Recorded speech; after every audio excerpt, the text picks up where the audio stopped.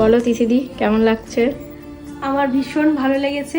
আমি যখন একবার নিজেকে আয়নায় দেখলাম, প্রথমত আমি ফুললি স্যাটিসফাই, কারণ আমি একদম এরকম ন্যাচারাল লুকটা চেয়েছিলাম, যে নিজের মুখটা যেন চেঞ্জ না হয়ে যায়।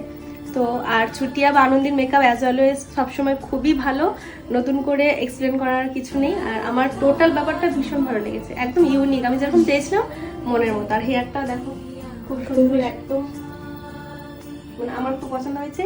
আর বাকিটা তোমাদের কেমন লাগছে তোমরা জানিও।